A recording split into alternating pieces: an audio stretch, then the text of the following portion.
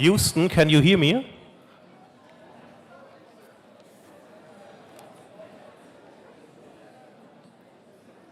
Dear guests, dear Dr. Love, it is a great honor for me to welcome you here today on behalf of the University of Konstanz. My name is Malte Drescher, I'm Vice Rector. When I first heard you were coming, I thought you might be the very first astronaut to pay Konstanz a visit. But I was wrong. In 1970, our city hosted the 21st International Astronautical Congress, which was a meeting point for the international space community. Only 4 years before, the University of Konstanz had just been founded as a reform university. And today, we are one of only 11 universities of excellence in Germany. Now, over 50 years after the Congress, I'm very glad that we can welcome another space traveler to Konstanz. Many children and many adults too dream of becoming an astronaut, flying into space and seeing our beautiful planet from above. Only a few people actually fulfill this dream, and it requires a lot of hard work. Astronauts must have excellent technical and scientific training, and their physical condition has to be exceptional too. In addition to this, working under the special conditions on board the International Space Station requires a great deal of resilience. For example, astronauts have to deal with weightlessness and the associated challenges for nutrition and personal hygiene, or the confined space with hardly any opportunity for privacy or time alone. Due to the lack of gravity and the high radiation exposure, especially long-term stays become a great physical strain as bone density decreases and muscles weaken. The scientific community is very interested in studying the physical and mental health of astronauts. At the University of Konstanz, we too carry out research on this topic. In our Department of Sports Science, a long-standing cooperation with NASA, ESA, and the German Aerospace Center, DLR, has been studying the health of astronauts. Certainly, thanks in great part to this established collaboration between the University of Konstanz and the NASA Johnson Space Center, we are able to welcome Dr. Stanley Love here today. By working with astronauts, Konstanz scientists hope to gain insights into the human immune system, the integrity of genetic material, stress, and the physical processes related to aging. The knowledge gathered in space could, for example, contribute to finding preventive and therapeutic measures for illness such as osteoporosis, a condition that in Germany alone affects around 7 million people, primarily women. In Konstanz, we are proud of the exceptional opportunities we offer students and researchers. This is mirrored by our success in the German Excellence Competition, a competition promoting Germany's standing as an international research location. The fact that we are all enthusiastic about astronauts and their achievements is thus much more than a childhood dream. After all, we can all benefit from the knowledge gained from their stays in space. In this respect, one of the most famous quotes in the world, and this is probably, Dr. Love, not the first time you've heard it, the most famous quote in the world is still relevant today. That's one small step for a man, one giant leap for mankind. Dr. Love visited the University of Konstanz in the context of the seminar Fitness in Space. For our students, this is a unique opportunity to get a first-hand account of what it is like to work and live in space and what physical and psychological effects there are. It is these practical insights that make teaching special.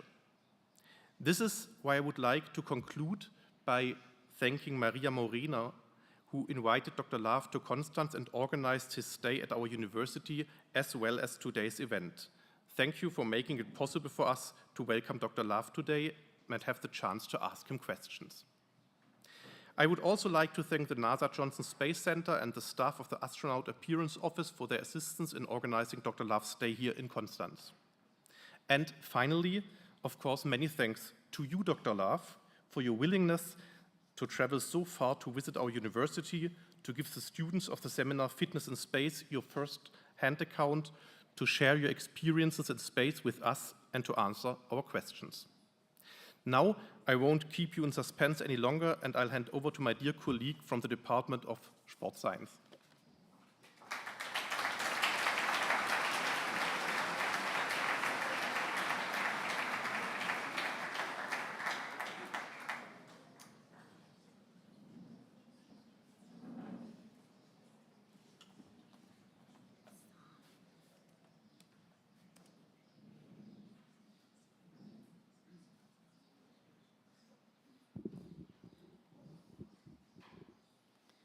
Do you hear me? Yeah.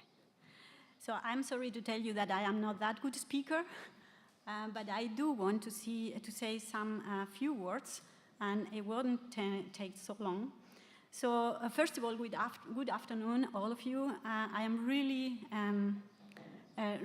it's really a pleasure to welcome you all, and also people joining from outside through online connection from so many countries.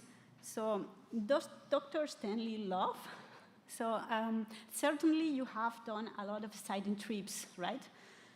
But I trust that coming from Houston to Konstanz, 8,500 kilometers, was not that tiring that going to the International Space Station around 400 kilometers above us, I trust. So in any case, we are really grateful for your time and extremely happy to have you here. So what I want to see, though, is a question that I got during the last 3 weeks, again and again and again. The question was, how did you meet an astronaut? So more or less put in the context, how the hell do you know an astronaut? And I want to answer this question. I met Dr. Stanley Love practicing Taekwondo at NASA. So I had the pleasure to be there 2.5 years, and he was my trainer, my coach in Taekwondo. I appreciate his skills and his teaching style, and I appreciate very much his personality. So would you think that he would tell me, oh, Maria, welcome to the class. By the way, I am an astronaut. No. So he didn't say that. So what I figured out that he was an astronaut 3 months later. So at that point, I say, wow, I was kicking an astronaut, and I even didn't know that. But for the records, he kicked me back. So we are really proud to have you here. Dr. Love will make our best to make you feel like floating in space over the moon. And we are now very, very excited to listen to your adventures. And thanks for sharing your experience with us. Welcome.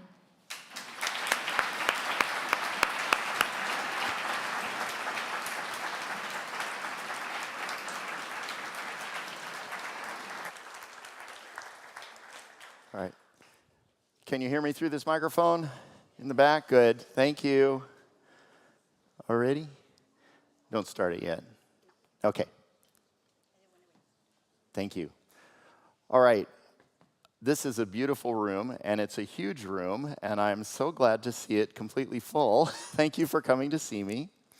I have to start by apologizing. Ordinarily, I would be standing up in front of you wearing a blue flight suit with a bunch of patches on it, but it was in the suitcase that Lufthansa says they know where it is. And it's supposed to be coming toward me, but don't have it yet. Ich muss auch sagen, dass ich kann ein bisschen Deutsch. Nach dem Film, wenn Sie Fragen haben und kein Englisch hat,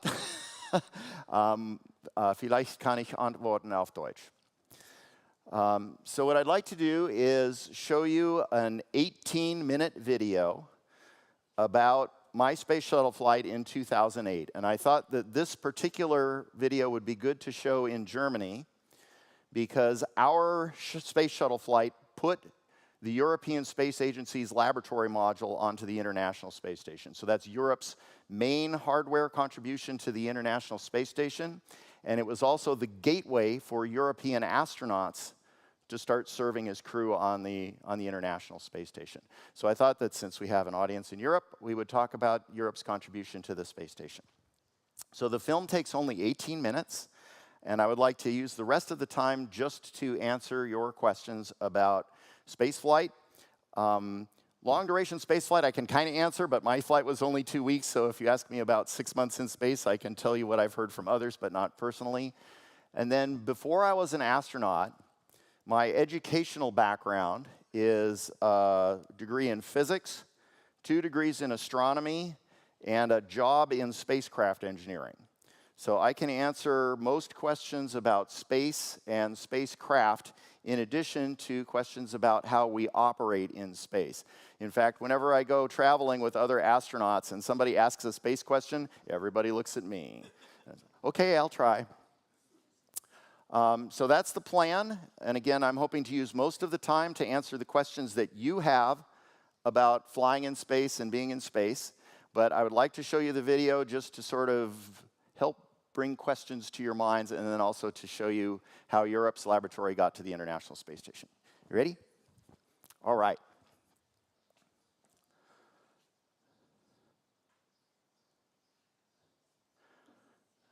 We have to advertise ourselves. This is our mission patch.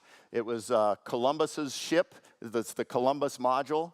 Here we are at the crew quarters in Kennedy Space Center in Florida, getting ready to go fly. This is our commander, Steve Frick, a former Navy test pilot. Pilot Alan Poindexter, he is also a former Navy test pilot. Leland Melvin, our first flight engineer and main robot arm operator, and a former NFL football player. Our lead spacewalker, Rex Walheim, a colonel in the United States Air Force. Hans Schlegel, you may know his name, German astronaut. Here's me, looking a little nervous. I can't imagine why. And French astronaut Leo Aerts.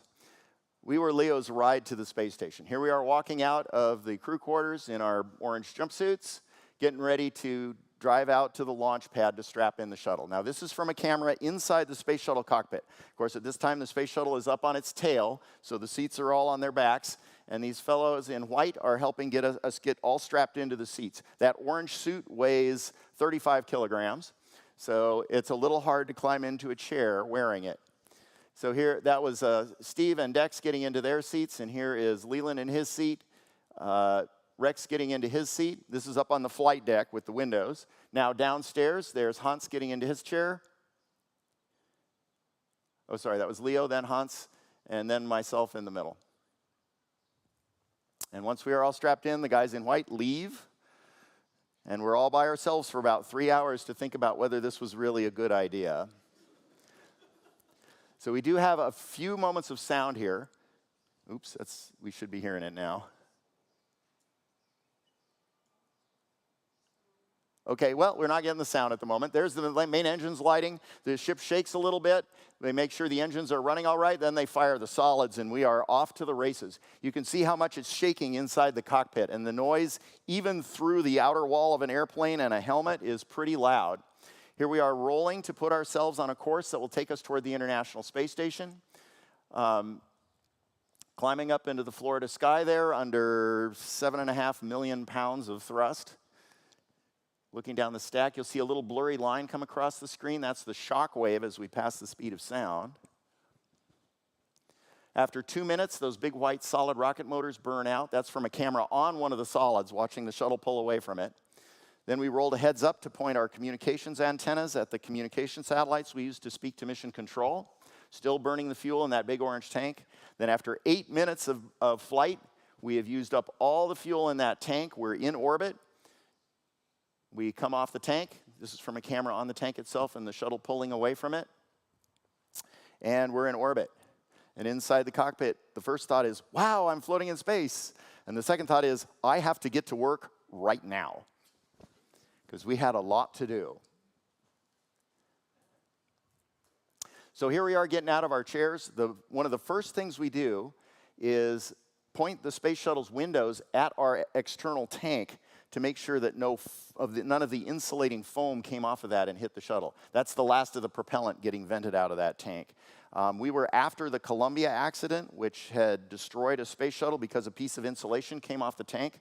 For those of you who go on to design space vehicles, do not build a hypersonic vehicle out of foam.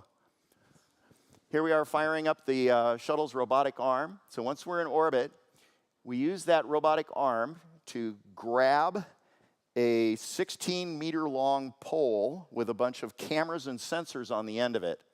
And we swing that into position over our heat shield and scan the cameras up and down. It takes a whole day to look at our heat shield and make sure that it didn't get damaged during the launch. And here we are looking at, so I'm running the arm at this time. Here's Hans looking out the window, making sure I don't bump the arm into anything. As we spend our whole first day in orbit doing that. Here we are getting ready for the first spacewalk of the flight. That white thing in Hans's hands there is a drink bag. You have a little bit of water inside the spacesuit that you can drink and a little straw that you can kind of suck on. And then here we are on the next day of the flight getting ready to dock with the International Space Station. We spent 3 days circling the Earth 50 times to catch up with the space station slowly. And then here's a picture of us arriving. This is the Columbus laboratory here in the back of the shuttle payload bay. And we do a backflip, and now the station crew with good cameras can take pictures of all of the heat shield that we could not see with that extension pole to make sure we didn't take any damage. This is sped up. We don't go quite that fast over the ground. Everything in space happens much, much slower than in the movies. And that's what the space station looked like as we were approaching it. It is even bigger now. It's had more pieces added to it.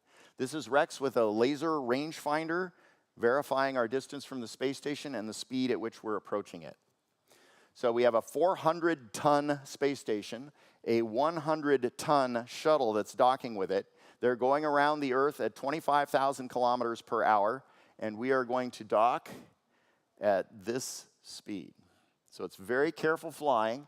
And Steve is doing that flying on his own. So this is looking from a camera on the shuttle. This part is the space station. Steve is driving the bus, and there's a picture from the space station as we come together. Very slowly, that docking ring will catch.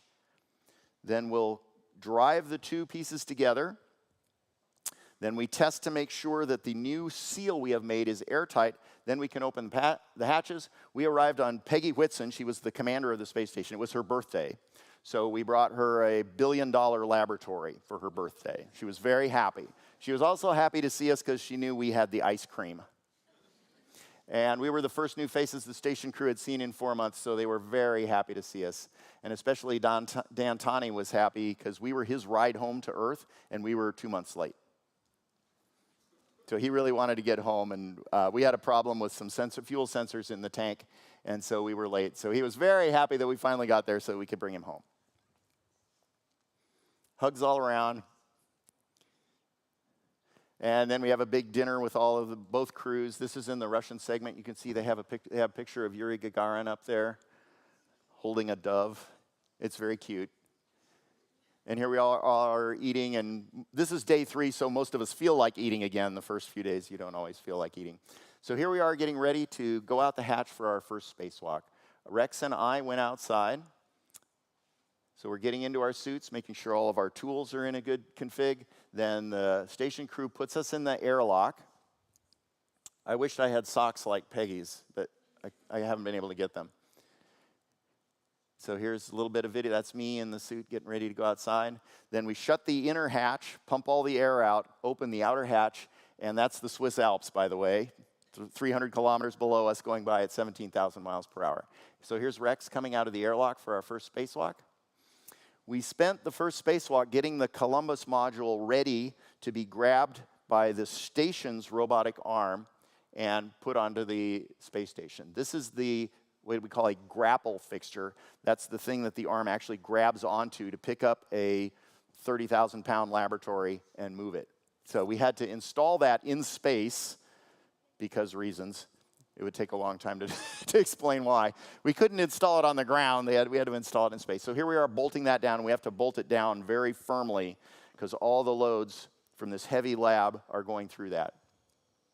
So here we are replacing some micrometeoroid shields on the outside of Columbus after we put the grapple fixture on. And once that's complete, most of the time in a spacewalk, your work is right in front of you and all you see is metal, but occasionally you can look off and see, oh my goodness, I'm in space. So here's Hans. You can see the German flag on his shoulder. This is the second spacewalk of the mission. That object in the foreground is his safety tether that always ties him to the space station so that he can't come loose and drift away. There's Rex waving for the camera. And his safety tether behind his arm. You don't want your safety tether behind your arm. The second spacewalk replaced a tank of nitrogen gas on the outside of the space station that pressurizes the cooling system. So we had a tank and we'd used up all the nitrogen in it, so we brought up a new full one and brought the old one, empty one home so that it could be refilled and taken back to the station as a spare. So they've pulled out the old tank, they're pushing the new tank into position now. They'll drive some bolts, they'll hook up some connectors on the back side. When you're outside in a spacewalk, your brain is basically on holiday because it's kind of scary and you want to do everything right. A crew member inside the spacecraft is reading you every single step you have to do. And we just listen to their voice and they talk us through everything. So there you can see the ESA symbol and the Columbus lab name. The Columbus was the shiniest module on the space station. And there's a view from Rex's helmet camera looking down at the Earth. The Earth is the most interesting thing in space. Third spacewalk of the flight, we added 2 scientific instruments to the outside of the International Space Station. So I was riding on the robotic arm. I'm holding a 300-kilogram solar telescope that we pulled out of the shuttle's payload bay and put on a special fitting on the outside of Columbus. So I'm riding the robot arm, holding this thing, and Leland is flying me up to the top of the Columbus lab to put that in place. We put a second experiment on, which was a materials exposure experiment. And here's me and Rex taking pictures of each other. Then we also brought home a gyroscope that spins and allows the space station to move itself in space to the right orientation. The station has 4 huge gyroscopes. One of them had failed years ago. They had installed a new one. We brought the old one back to be fixed and then, again, taken back up to the space station to use as a spare. So going back to the end of the first spacewalk, once Columbus was ready to be installed, there's Leland, Dan, and Leo on the robotic arm, very slowly picking the laboratory module up out of the shuttle's payload bay. And all the video that you see of this operation is greatly sped up. We go very slowly. So Leland picks up that huge, heavy laboratory module, takes it out of the shuttle's payload bay, swings it around to its docking port, then a ring of 16 powered bolts drives to seal the 2 modules together. Again, we wait a little bit, add some air to the area in between the 2 modules, make sure it holds air, and then we can open up the hatches. So here's bringing the module in, some latches pull it in for the final bolts drive, and then we can open up the hatches, and Peggy has a new room in her house. So here's Dan and Leo putting in the floor panels. They're wearing goggles, because if there's little chips of aluminum left over from making Columbus, they would have all been on the bottom of the module, but in space they start floating around, and it's possible to get stuff in your eyes. And there's Hans installing the first scientific experiment in the Columbus lab. So when astronauts have time off, which is not often, their favorite thing to do is to look at the Earth. The Earth is very beautiful. This is the Caribbean Sea. The blue color, you don't see that anywhere else in Earth. It's just absolutely amazing. And for me, being an astronomer, I always thought everything interesting was out in space, and then I saw the Earth from space and said, no, the Earth really is more interesting than any of that stuff. So after a hard day's work, you get in your sleeping bag, put on your eye shade and your earplugs, and try to get some sleep. You have to make sure you do something with your arms in space, because if you don't, they kind of float out in front of you like Frankenstein's monster, as my commander is demonstrating here. That's a natural position in space. Your arms will just stay there if you don't do anything with them. So after 8 days of hard work at the space station, it's time for us to go. So we brought Leo to the space station, and we took Dan home. So we had to make sure that Leo was on that side of the hatch and Dan is on our side of the hatch. Then we can undock, Now, my flight was Dex's first flight, and on his next flight, he would be the commander, manually flying the shuttle to dock with the space station at 17,000 miles per hour. So that he didn't have to do that, having never flown the shuttle, after we undocked, we flew a loop around the space station. So we could observe the station. We took pictures of everything so that the engineers could see how everything on the outside of the station was looking. And Dex got a chance to practice flying the shuttle around in that circle. And there's Dan looking at what was his home for the previous 4 months. And he's on his way home now. He missed Christmas with his family because we were late. All right. That is supposed to be an exercise device, and I've got stories to tell about the exercise device for the space physiology people. Also, Mom is not there to tell you not to play with your food. So we're playing with our food. This is me trying to find a clean shirt in my clothing drawer after 12 days in space. And you brush your teeth like on Earth, but there's no sink to spit in. So we spit into a rag, and then we hang all the rags in the toilet, so the toilet always smells nice and minty. And we have a chance, after the main work of the mission is done, to just enjoy being with each other and a little bit of time off. And then it's time to get ready to come home. So Steve has to fly a 100-ton glider down onto the runway. He has one chance to do this, or he ends up in the swamp with the alligators. So he's flying a little simulator to practice, and now we're getting our suits on and getting ready to enter the Earth's atmosphere. I was the strap-in guy, so I got everybody else in their chairs and then had to try to get myself into my chair myself.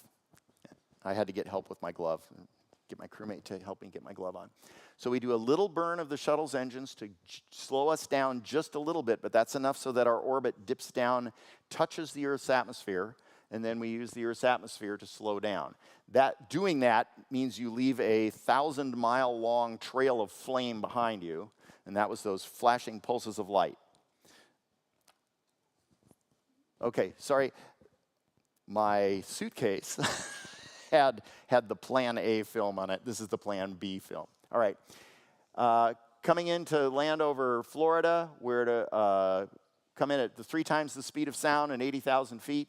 This is what Steve, the commander, sees through his window. The green numbers are a heads-up display showing us his airspeed, altitude, and you can see the runway coming into view at the top. We come in at a 20-degree angle. A jetliner lands at a 3-degree angle, so we're 7 times steeper than an airliner. So we're diving at the ground. The little triangles marching up the screen are Steve's cue to pull back on the stick and shallow that dive out. At about 300 feet altitude, we put the landing gear out, so we leave the gear up until we're sure we're going to make it. Landing gear comes down. We come over the threshold at 310 knots or something like that. The runway is 5 kilometers long, so we got lots of room to stop. Steve put it down right in the center. Then we put out a drag chute to help slow us down. If you just stood on the brakes would get very hot and might catch fire. So we use the drag chute to slow ourselves down until we're going 90 kilometers an hour, and then we can use the brakes to come to a halt. So after we come to a stop, we get some help getting out of the shuttle. Everybody feels weight again after 2 weeks without weight. And then when everybody feels good, we come on out and get to shake hands with everybody in Florida who helped make our mission a success. And you feel very wobbly. And they say, if you go under the shuttle afterwards, don't look back because you'll fall over. Your balance system is badly messed up by being in space for a while. So here we are talking about the flight. Steve and Dex are both test pilots, so you can see he's not quite on the center line. There's a little more white on that side than that. So Dex is telling Steve that he needs to sweeten up that landing a little bit. And there we are smiling for the cameras, and that's the end of our flight.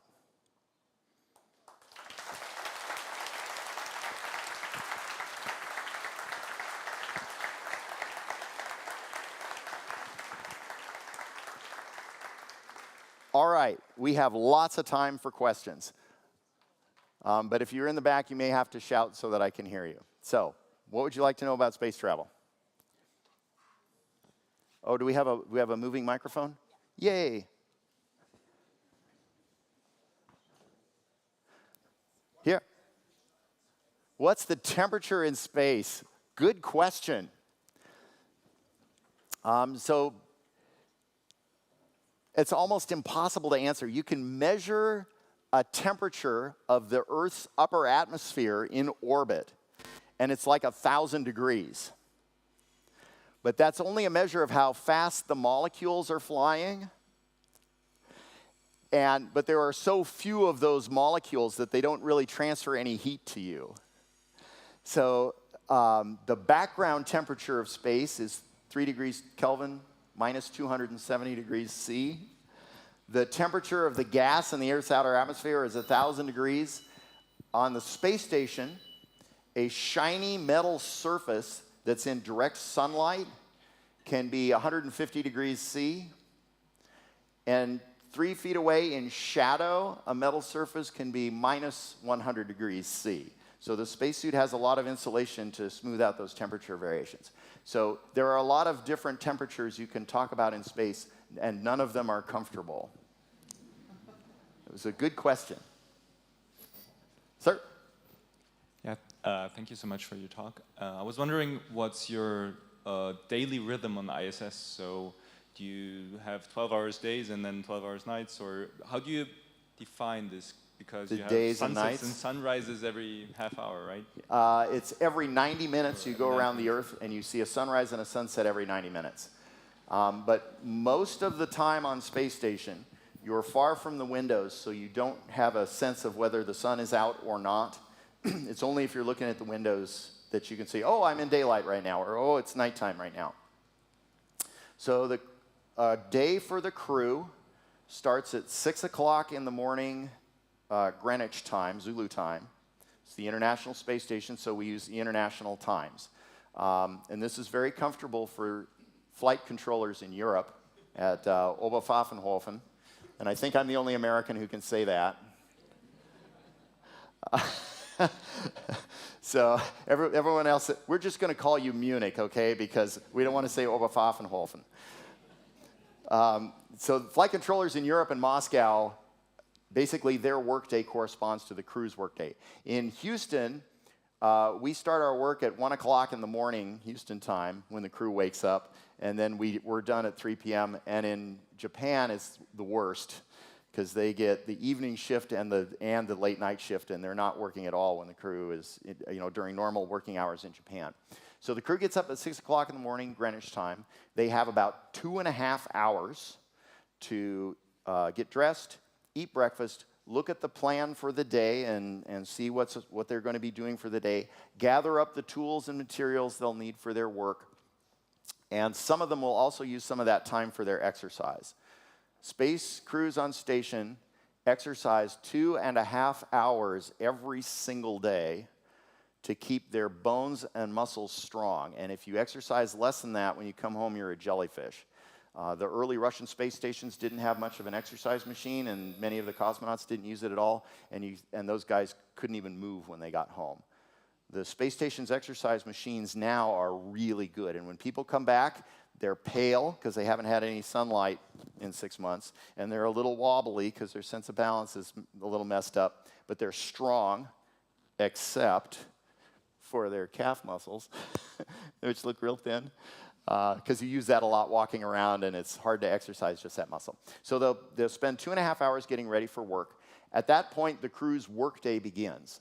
And mission control will then turn on the cameras on the inside of the space station so we can see what the crew is doing. But the cameras are off until the official beginning of the workday. The crew will get together, and we'll have a conference with all of the control centers around the world. Hey, here's what you're doing today. Here's some last-minute changes to the plan. Everybody ready to work? Okay, go. Then they go off. They're doing science experiments most of the time, maintenance on the space station. We just did a spacewalk last Thursday, I think, to install a new solar array. So 2 crew members went out and did a spacewalk.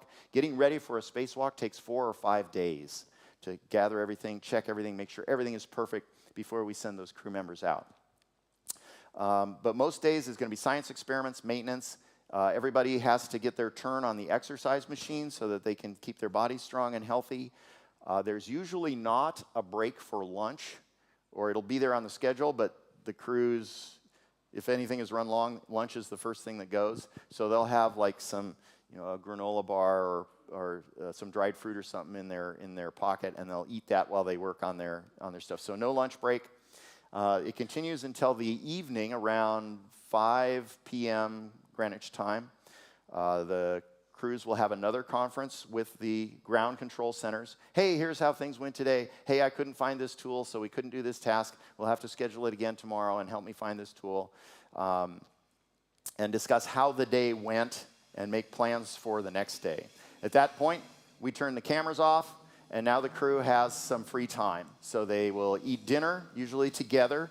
We have a nice sort of table with a bunch of duct tape on it so that you can stick your knife and fork and plate and food and hot sauce. Eating in space is all about the hot sauce. Partly because when you get into space, the system in your body that keeps all the water in your body from going down to your lower body, there's a system that's always pumping fluid uphill, and you get into space, and that system keeps working. So it pumps all the fluid into the upper part of your body. Your face swells up, so if you're an old guy like me, all your wrinkles smooth out. So this is good. It's like a spot treatment, no wrinkles. But it also fills up your sinuses like you've got a really bad cold. And you know when you have a bad cold, your food tastes like sawdust. So the food, to keep the food tasty, they had to put a lot of salt. And that's what you did on the shuttle flight. You ate really salty food, and then we figured out that the station crews were eating 6,400 milligrams of sodium a day. And said, oh, that's not good. So they had to reformulate all the food with real spices so that it would still taste. So they have to really amplify the taste of the food so that you can taste it at all. And still the crews are dumping, when I flew it was Tabasco sauce, but with the younger generation these days, they like sriracha better, so there's a lot of sriracha sauce on the space station. So they'll eat their dinner. They'll have a chance to have some free time, look out the window, take pictures of the Earth. Each crew member has a computer with an internet protocol telephone on it so they can call their families. That call goes down through mission control, but nobody's listening. They can have a private call with their family. If they want to talk with the flight director down in mission control, they can call the flight director's telephone. Oops. Are we still working? I can't hear myself again. Are we still on? Can you hear me in the back? I'll just talk loud. So technology, we love it when it works. So they can call the flight director and talk about how the day went if they had something they didn't want to talk about in public. And then finally, it's time for them to take a bath. Domo arigato gozaimasu.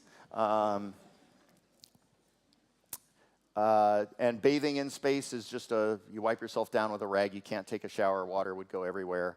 And then they go to bed and sleep from 10 p.m. to 6 a.m. And when they don't sleep, we know, because those gyroscopes I told you about, every time one of those gyroscopes puts a torque on the space station to keep it steady, we see that in the telemetry coming down. And when a crew member pushes off a wall, it moves the space station, and the gyroscopes react.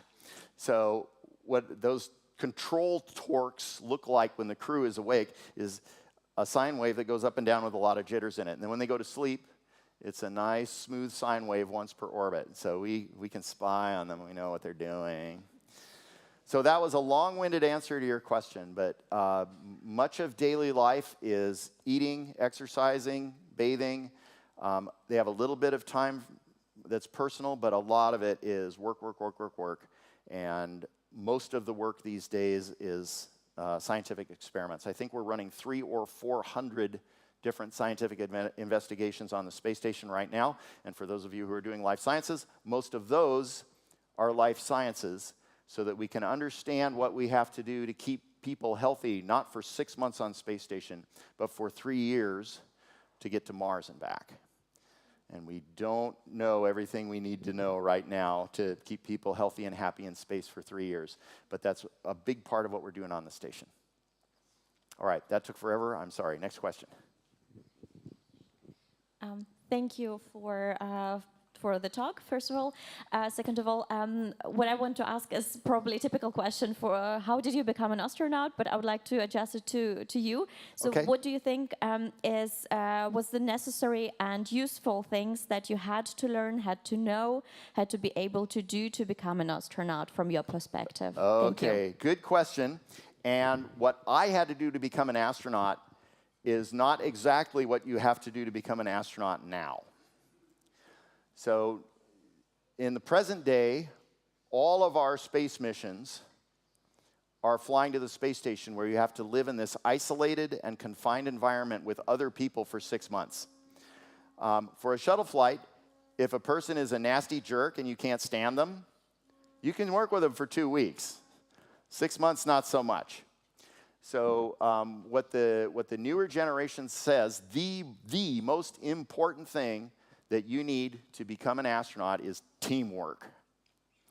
Being able to function with other people under stress and get everything right almost all the time and have everybody still like each other at the end of the day. I was hired during the shuttle time when that was less important.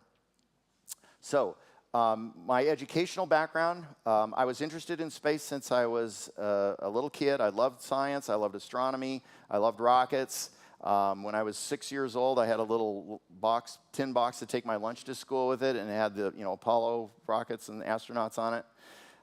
And I never grew out of that. So when I went to high school, I took a bunch of advanced courses, got into a very difficult technical college that no one has ever heard of. Harvey Mudd College, anybody? It's okay. Even people in the United States have no idea. They say, was that Harvard Med? No. And others will say, was that the guy on Star Trek with the androids? No, that was Harry Mudd. Harvey Mudd College, very small, nobody's ever heard of it. And I studied physics. I was not really sure what I wanted to be when I grew up, but I knew that with physics I could do any kind of science, from anything from engineering to biology. There's biophysics, right? While I was there at school, there were two things that happened that were very helpful to me. First was an older graduate of my college had gone to NASA and become an astronaut. And he came back and after his flight and gave a talk at my college. And everybody at Harvey Mudd is studying a technical field, and he stood up in front of that room and he said, if you're sitting in this room, you're qualified to be an astronaut. You should apply. And I was like, oh, this is a job you can apply for and get, right? It's not just a fantasy. You can actually do this. The second thing that happened was my college had a tiny little flight school. Every year they taught 4 students how to fly in a Cessna 172, a light plane with 4 seats and 1 propeller and a 150 horsepower engine. I applied for that program. I was not accepted into the program, but I was accepted as an alternate in case somebody dropped out, and 2 people dropped out, so I got in. So I learned how to fly airplanes. The culture of the astronaut office was invented by test pilots in the 1960s. There are many, many ways in the world that you can show that you are a competent person and can work under stress in a dangerous environment. But in the astronaut office, the way they tell you can do that is how do you do in an airplane? It's just the way they chose it. And that actually, I got time, we'll tell the story. So when they were first deciding who to put into space, this was a decision that was made in the 1950s. They looked at like circus acrobats. Okay? They looked at submariners, people who work on U-boats, underwater boats, and all sorts of different types of people. And they decided on test pilots, mainly because they function under very dangerous conditions and have to be able to save themselves in the aircraft, when the thing falls apart because it was a test flight. With that, then they said, okay, we're going to hire test pilots to be astronauts. Then they designed the spacecraft inside with a control stick and controls that looked like an airplane cockpit. So first they chose what kind of people they wanted to send, and then they made the spacecraft look, from the inside, operate like the machines that those people were familiar with. So there was never, they didn't start with these things are going to be like airplanes. They started, we're going to hire test pilots, so we need to make spaceships like airplanes. Very cool. Anyway, so I got to learn how to fly airplanes.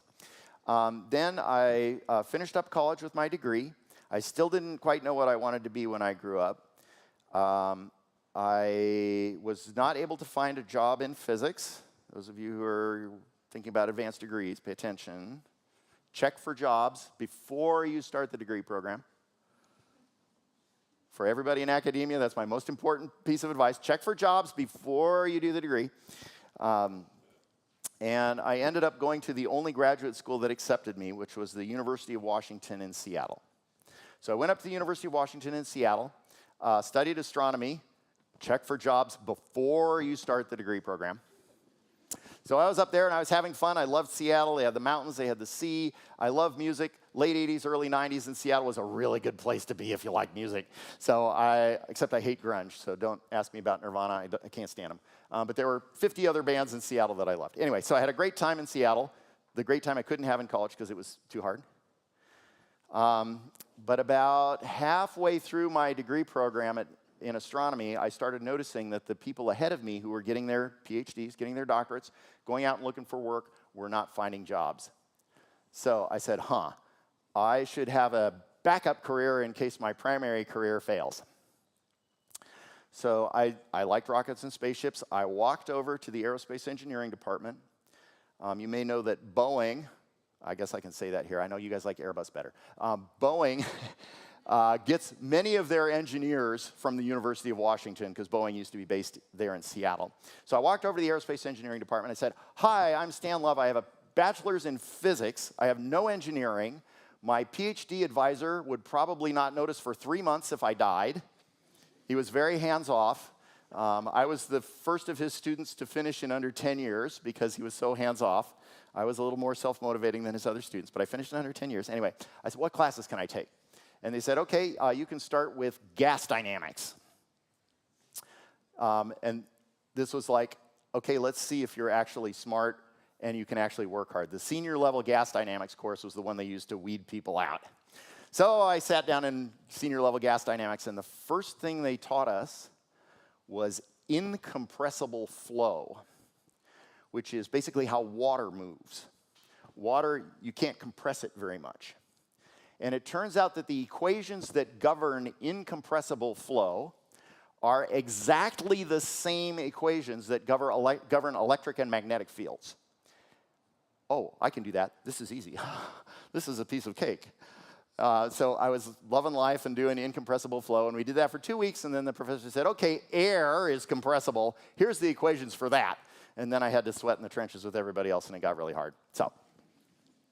But the professors liked me. I took many courses over there, probably 1/3 of a master's degree worth of aerospace engineering courses, space propulsion, space systems design, a variety of these different courses over there, and I had a great time, and they liked me, and it was very important that I had that experience later, because I did finish my PhD. I started applying for jobs, and there were no jobs. For 6 months, I stayed at the University of Washington, continuing to teach and do research as I had as a graduate student, because that's how they paid my salary. They paid my salary, or their tuition, and a little tiny salary so that I could live in a room in a shared house and eat oatmeal and lawn clippings. And then after 6 months of applying for postdoctoral positions, because there were no professorships open, and getting kind of frustrated and discouraged, phone rings, bring, bring. Hi, this is Klaus Kyle from the University of Hawaii. We have a meteorite study group down here, and we'd love to have you come and work with us as a postdoc, but we can only guarantee funding for 1 year. Okay, well, that sounds really good. Put the phone down. Bring, bring. Hi, this is Tom Ahrens from the High Pressure Geophysics Department down at Caltech. We would love to have you come and work as a postdoc, but we can't start you until a year has gone by. I'll take him. So I got 2 jobs at the same time, but they were deconflicted, so it was all good. So I went off to Hawaii, worked as a postdoc, and while I was in Hawaii, I started applying for the astronaut office. And when I was working there, I got my first interview. So they invited me to Houston for a whole week. I was in a room with people that I thought were like gods. You know, here's a guy who's a pilot, a flight surgeon, and had once at the zoo helped deliver a baby rhinoceros. And I'm like, oh, I've got a PhD and my grade point average was pretty good. And I can fly a Cessna 172 a little bit, except I couldn't afford to in grad school, so I haven't done it in years. So they didn't hire me that year. Then I moved to Caltech. Was working as a postdoc, got kind of unhappy with being a postdoc, because this was during the first dot-com boom. And kids coming out of college with a degree in computer science were earning 3 times the money I was. And I was writing computational fluid dynamics codes from scratch. I could code, and what was I doing coding for $30,000 a year? So I went to the Career Center at NASA. This is my second biggest piece of advice for everybody who's early in their career. Take a job interview course. A job interview may be the most crucial 1 hour of your entire career, and you can prepare for it. You can train for it. There's only about 40 questions, different questions that anybody's ever going to ask you in a job interview. You can be ready with good answers. So when they ask you, what's your greatest weakness? You can say, well, you know, I've done a lot of different things in my career because things don't hold my attention for that long. You know, so I don't just do the same thing. But that means I've done this and this and this and this and all these different things.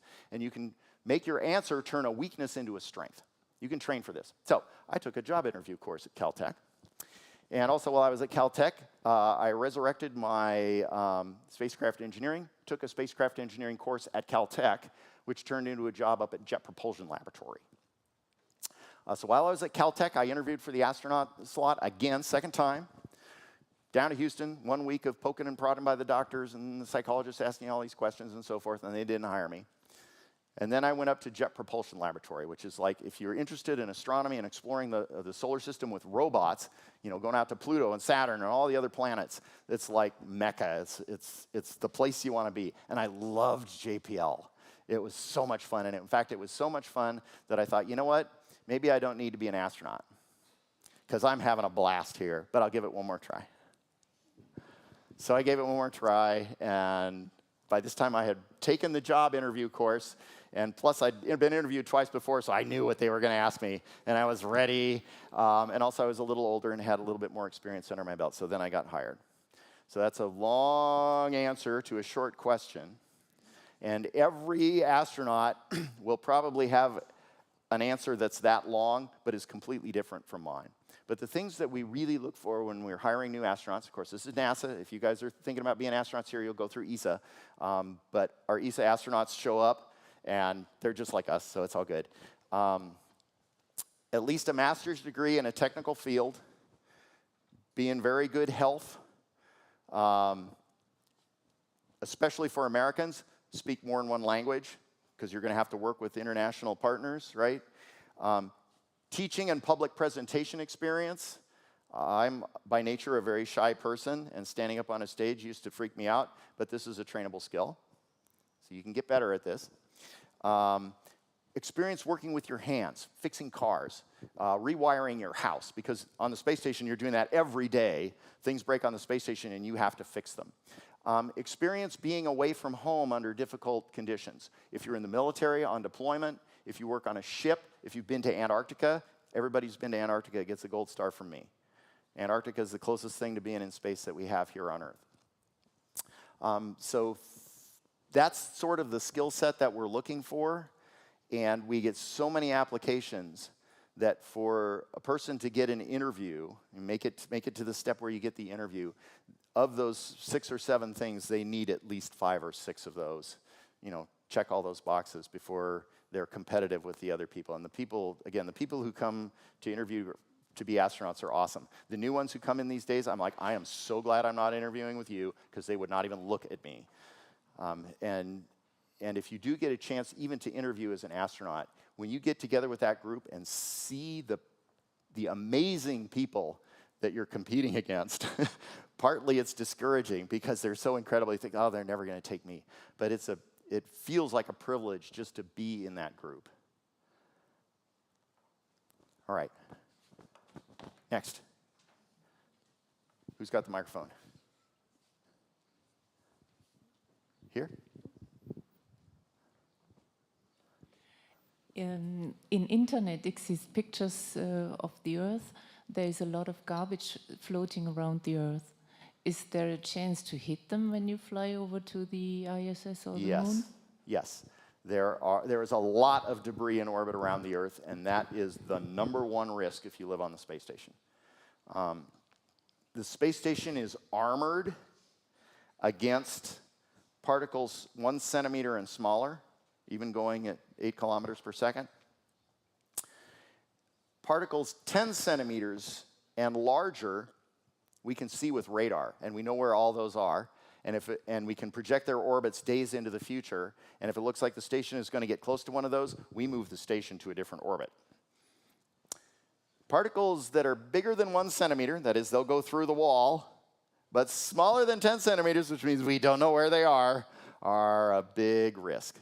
So yes, orbital debris keeps getting worse. Certain countries keep blowing up satellites and making huge clouds of debris, and it's a mess.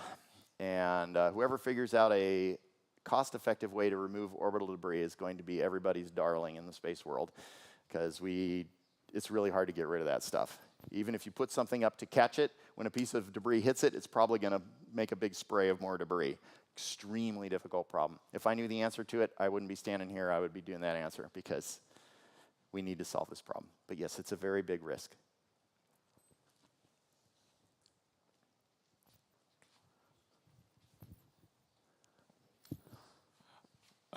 Is it possible for us to go to the Mars one day and maybe live there? Maybe, what was the last part of your question? And maybe live on the Mars one day. Live on Mars one day. Is it possible? So I absolutely think it's possible for us to go to Mars, but it's difficult. It's a 3-year trip, and among other things, preserved food, after it's sat on the shelf for 1 year, loses its nutritional value. So not only are these difficult changes happening in your body, we're not sure we can keep people with the supply of nutrients. The food will still have calories, and it will still fill your stomach, but it might not have, the vitamins and, all the other complicated molecules that food needs to keep you healthy. And that's just one of the problems that we have for Mars. So very difficult, but solvable. Will we one day live on Mars? Yes, asterisk fine print. And I'm far away from NASA headquarters, so I can say this. I have been twice to Antarctica. And I spent 2 months in Antarctica each time. Compared to Mars, Antarctica is a picnic. It's made out of water. We get very excited if we see signs of water on Mars. Antarctica is made out of water. It's 3 kilometers thick. And it's all ice. It's all water. And you can step outside your habitat and breathe the air and go for a walk if you're really angry at your crewmate. Or you just need a change of scenery. Nobody has moved their family to Antarctica, even though that's been possible for 1/1,000,000th of the cost it would take to go to Mars. A reasonably wealthy family could pull chocks from civilized lands and move to Antarctica. And nobody has done that, because once somebody starts thinking about that, mom says, "What are the schools like?" Can I get an apple or an orange to eat?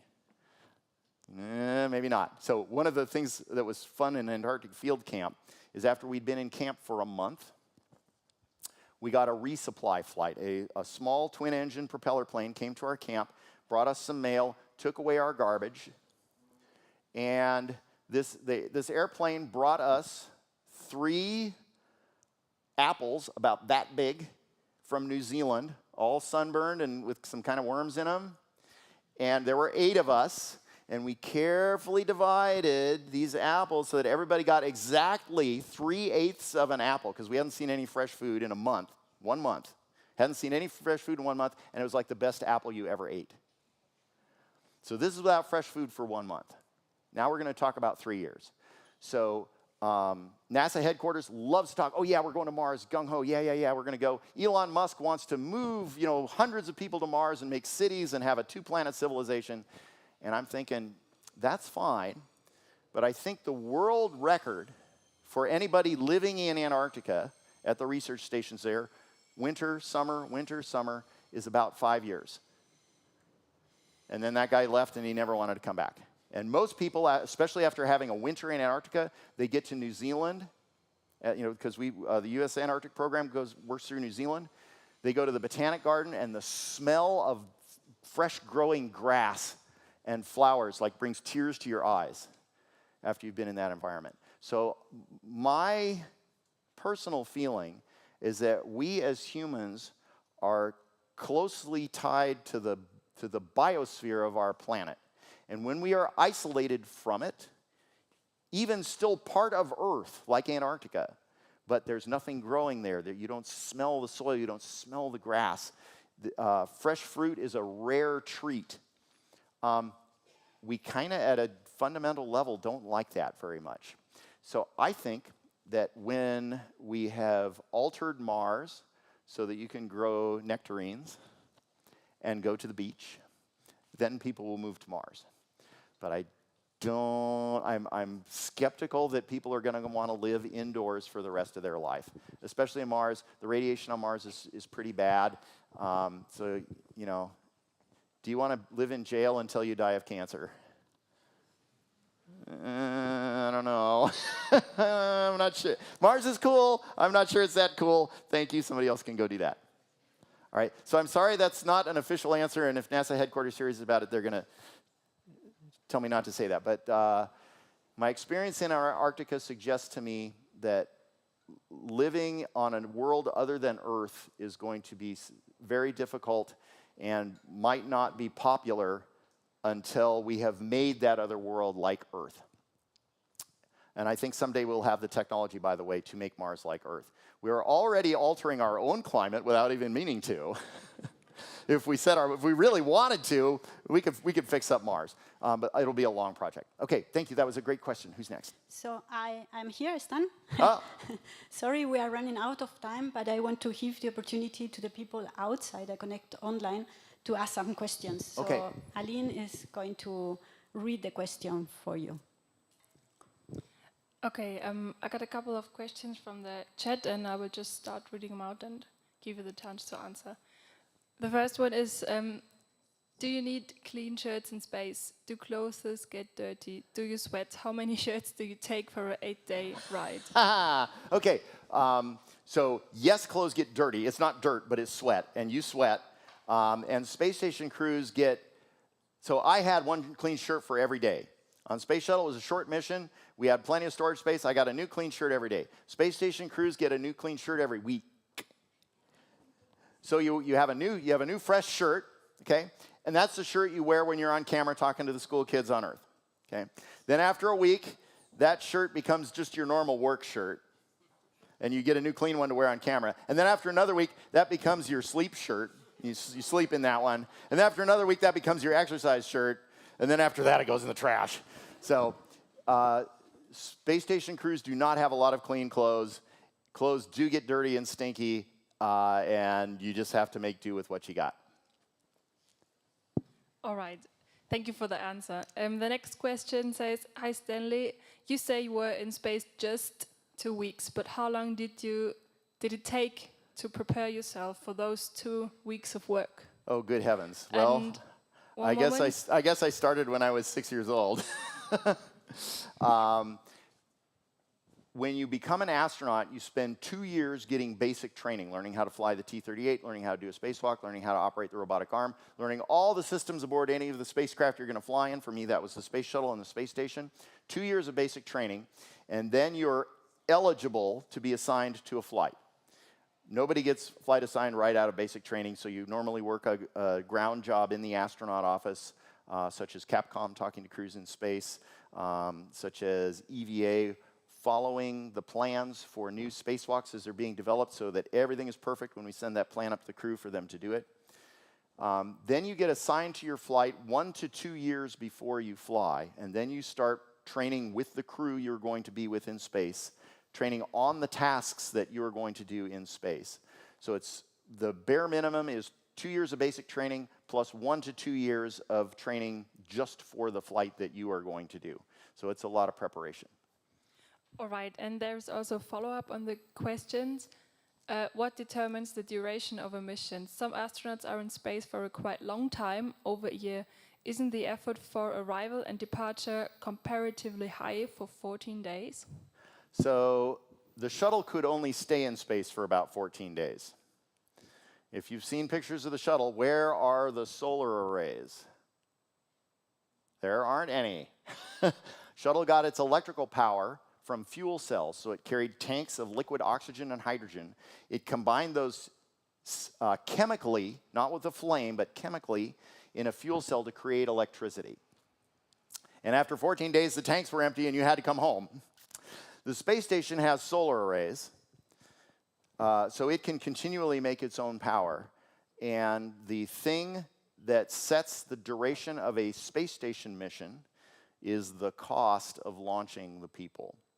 So we kind of think 6 months is about as long as we can reasonably ask someone to stay on space station. So 6 months is how long it is between launches because it costs so much to put people in space. As the costs come down, we can rotate people faster. But right now, it's the cost of the launchers that really determines how long you can stay. And if they thought they could have everybody be on station for 1 year and have them be happy, they'd make them stay on space station for 1 year because it just costs a ton of money.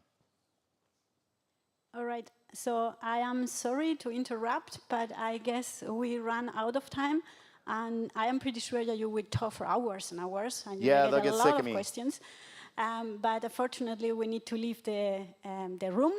I even don't want to leave without telling you all thank you for being here. Yeah. And of course, thank you, Dr. Love, for coming such a long way to us. But I would like to thank, of course, the people in the background helping me all the, not today, but all the days before with the organization. So stand up and a big applause for Francisco Campoverde, for Jonas' team, and for Petra, Tim, and Aline. So stand up. So thank you for making it possible and being always behind me, beside me, around me, and doing everything I asked you to do. So that feels good, actually. So the people are doing what I want, imagine. And I thank, again, all the audience for being here, and of course, all the audience behind the internet. And of course, our university members for being here for the fantastic introduction. And I want to say that I want to be an astronaut. And does it count when you dream from the very beginning, or do you just need to train from the very beginning? I mean, have you applied yet? I just want desperate to go to the moon. Well, you got to apply first. Do I have a chance? I think so. Yeah, you got all the technical skills. You hear that? Yeah, I have a chance to go to the moon. But you have to go through E-side. I don't have any say in that.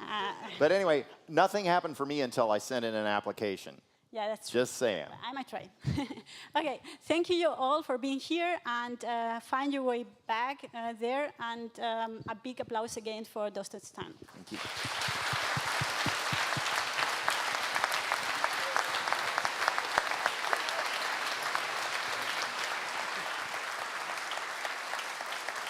All right.